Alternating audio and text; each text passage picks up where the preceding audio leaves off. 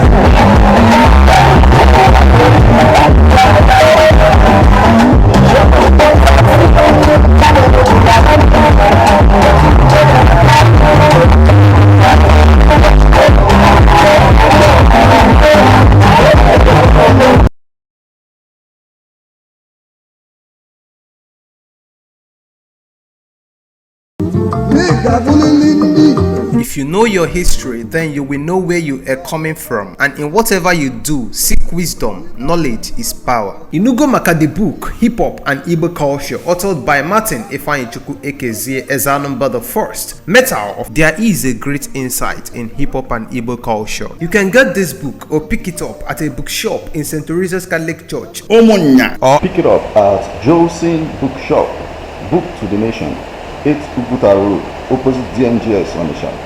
Call 080-3338-2643 or 080-3791-7242. Go to www.amazon.com, search for Hip Hop and Igbo Culture by Martin IGWE Eze. For further information on how to get this book, please call 080-3916-7049 or you WhatsApp 080-6579-6599.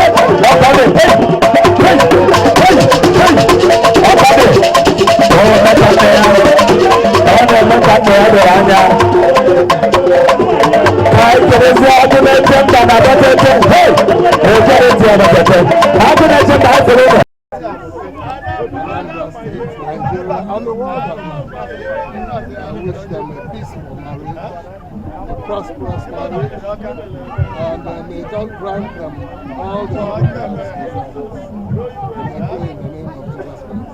Your advice for them? Your advice? Your advice for them?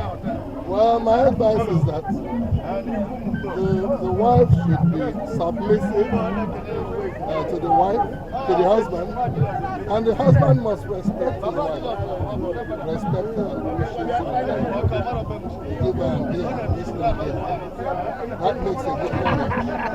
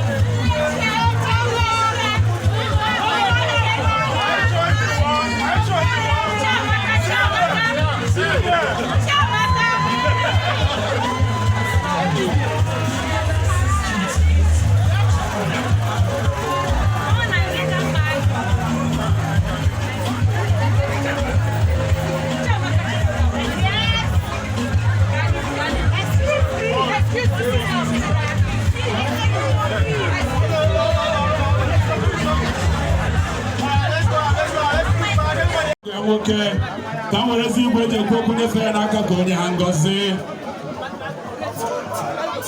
Because I'm making a gift, it's like a canary winner. Macano and Yamelo, over the Tata, where do you do? When I go for I don't mind. my last daughter. Nadie, unu never anya, unu ya se na wade ka mo fofu mbosi. Obuno otu osi obuno masi Chineke. Maka na otego ndị marriage were abịa ada nwanyị asịcha o mere elu na-asị ogene dị ife nka. Amara na ụmụ onye ọ na-eche na Chineke debe na onye esi. O wee lue ka ọmarịcha nwa ikolobịa Dr. Val Obia o wee sị na onye a bụ mkpịsị ngwa ya. Mwe na-ekene Chineke n'isi fa. Mwe sị na Chineke nna onye ka efe na-abụ ọ ga-enyefa ife niile a ga-eji wee na-ene ndụ anya. Fa ga-ebubere Chineke ụzọ otu nne fa na nna fa si were ebubere Chukwu ụzọ. Maka na o nwere ife ọbụla anyị na-eme na-abụrụ Chineke ka anyị tụkwasịrị obi anyị na ya. Chineke wee na-edu anyị. Otu a ka Chineke na-edu m Jesu na-edukwa ada nwanyị na die. Fa ga-amụta ozuzu oke, mụta ozuzu oye, mụta ozuzu afọ, mụta ozuzu nkwọ. Ọ nwere ife ga-akọfa n'elu ụwa ma nke ka nke fa ga na-atụrụ Chineke egwu. Fa na-eji Chineke wee egwu na ndụ fa niile. Ife ọbụla fa ga na-eme bụ ife Chineke gwara fa ka fa ga-eme. Wee na-asị na mụma bụ nna fa na-enye ada nwanyị ngozi. Ọ bata ọ ma na eburu obi were apụba anyị. Nwanne m nwoke eze afụrụkwe nna ya elugoro. Ọ maka ya ka ya na ndị bie niile si wee si Atlanta wee bata maka ada nwanyị a. Wee sị na ọ ma otu anyị si eme anyị na-erube isi. O nwere ife ịchọ ịma na-enweta n'aka di ya. Ị ga na-erubere di gị isi. Ife ọbụla ọ sị gị mee ka ihe eme. Asịkwana na nna gị nọ maọbụ echi niile.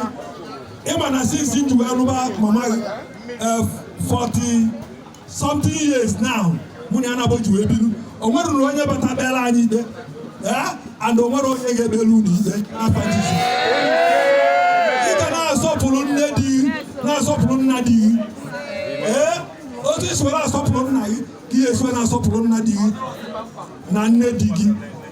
Ịkwanyelu fa ugwu ruru fa enyekwana anya n'azụ mana adịmatụ egwu maka na ọmụ amụrụ ihe na-eme otu isi eme. So na epụa ambasadọ ka ị ga-abụ wee tielu ndị ekwulọbịa ama na onwe ife dị iche na abụfa zute na abacha tata bụ nnukwute agbọ dị mma. Wee sị ka Chineke na gozie unu n'afa nke nna na nwa na mmụọ nsọ.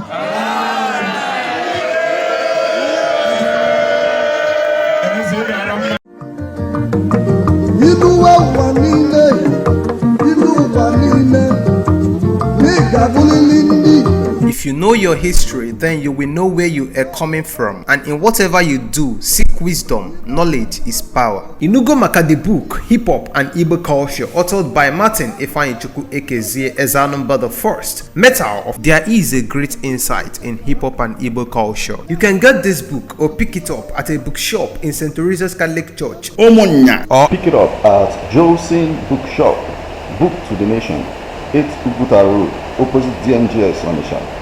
Call 08033382643 or 08037917242. go to www.amazon.com, search for Hip Hop and Igbo Culture by Martin IGWE Eze. For further information on how to get this book, please call 08039167049 or you WhatsApp 08065796599. Kedu ndị bụ Nigerian